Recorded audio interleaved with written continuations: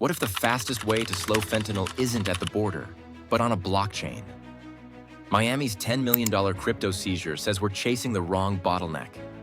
In the next minutes, watch how street cash jumps to Chinese brokers, turns into crypto, and reappears as legitimate trade, funding piperidines that slip through Manzanillo and Lázaro Cárdenas.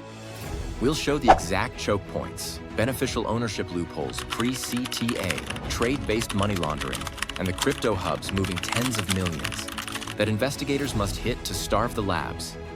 Before we move on, please take a moment to subscribe to the channel and like the video. A street dealer hands over $40,000 in small bills. 72 hours later, $400,000 sits in a Miami crypto wallet that looks clean enough to pass exchange screening. The gap between those numbers isn't magic. It's logistics, timing, and a relay of people who never meet twice. The first leg starts at the retail end. Cash piles in neighborhood increments. 20 here, 60 there, rolled and rubber banded by the night. Collection crews sweep routes with tight schedules, texting short codes that mark weight, time, and territory. Drop houses take the mixed bills, count, rebag, and push it to a regional wholesaler who only holds for hours, not days. The rhythm matters. Deposits move before sunrise, cars rotate plates, and phones live short lives. That clock pressure exists for a reason. The longer cash sits, the louder it is. The old playbook bruises margins now. Bulk cash runs crawl down interstates in trap cars that dogs find and troopers love to stop. Seizures tick up, insurance costs rise, and every delay slows a supplier payment. Stash apartments are worse. One bad neighbor call and a month of sales is gone in a single raid. The new mandate asks for speed, deniability, and reach across borders without leaving a wire the size of a billboard. That's where Chinese money brokers step in. They want dollars on US soil for clients shut out of the banking system or pushing capital controls. They hold yuan and offshore balances in Asia. They live in both currency worlds and settle faster than a commercial bank on a good day. Their value isn't a suitcase. It's a network that balances books in parallel across continents.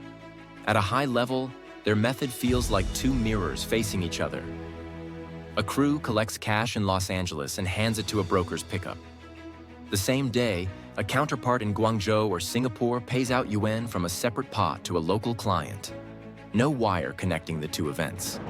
Later, the brokers square accounts off-ledger with trade flows, underground banking, or a private ledger. Money appears where needed and disappears where risky, and the channels never line up in a straight line for investigators. Crypto tightens that timeline. Over-the-counter desks meet the broker's needs with stablecoin swaps that don't hit retail order books. Peer-to-peer marketplaces connect vetted buyers and sellers who settle in minutes, not days. Mixers and chain hops break the breadcrumb trail, and custodial wallets that enforce weak checks let fresh coins land without tripping alerts. From there, complicit money service businesses run the off-ramp, moving digital balances into accounts that can pay invoices, fund cards, or cover cash pickups. This isn't the cheapest route by accident. Brokers undercut legacy launders on commissions, clear funds to upstream suppliers quickly, and avoid the friction that bulk cash faces at ports, airports, and bank counters. They sell predictability. If a lab needs precursors on Thursday, accounts line up on Tuesday and clear on Wednesday, even if a car gets stopped on the 10th. Follow a typical week. Cash consolidates in LA across 3 districts, hits a counting table, and meets a broker's courier in a strip mall lot. That cash becomes stablecoins through an OTC seller who splits the order across several wallets. The coins route through a hub account run out of South Florida, jump chains once, then land in a wallet controlled by a domestic front with its paperwork in order. The front cashes out through a cooperative MSB, disperses to trade companies, and posts supplier deposits abroad. Now that Miami seizure makes sense, 10 million frozen on a few wallets reveals where the traffic clogs. The choke point sits on digital rails, not in the trunk of a car. And from this hub, those funds are about to morph into chemicals and equipment that clear customs without a cartel name anywhere on the paperwork. How does a stablecoin sitting in a Miami wallet turn into a crate labeled industrial solvent, that hides 4 piperidines on a bill of lading bound for Manzanillo. Without setting off alarms? Start with the trade front. A small importer forms in a day with nominee directors and a mailbox office. It leases legitimacy by hiring a licensed customs broker and a chemical consultant who speaks the right regulatory code. On paper, the company sources lab gear and reagents for clients in pharma and coatings.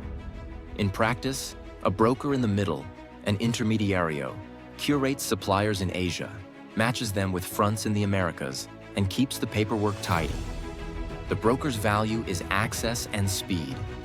He lines up certificates of analysis, safety data sheets, and HS codes that look routine to an overworked officer scanning a queue of containers.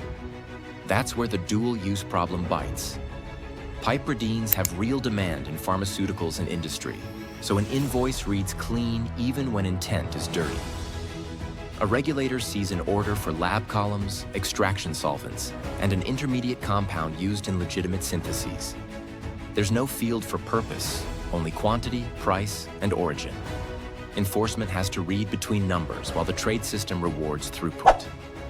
And the broker knows which descriptions draw less attention, swapping a chemical name for a broad category or a generic reagent set that rolls through with the rest. Trade-based money laundering ties the finances to the freight. Over-invoicing lets a front push more money out than the goods are worth. Under-invoicing pulls value in. Phantom shipments reconcile payments with no cargo at all, just insurance and freight entries that look plausible.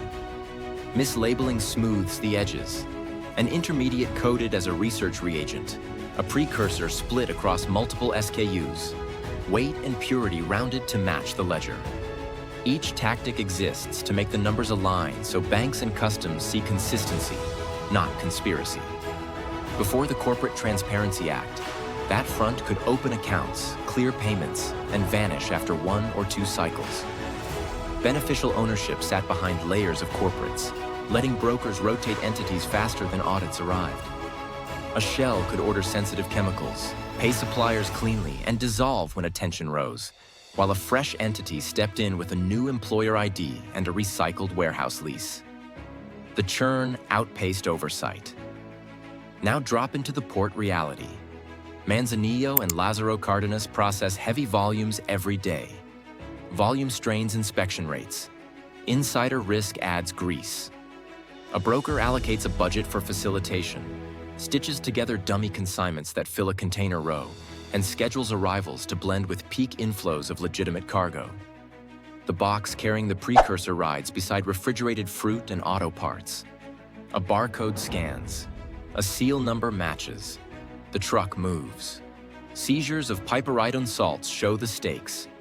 One interdiction measured in hundreds of kilos maps to output in the hundreds of millions of counterfeit pills if processed downstream.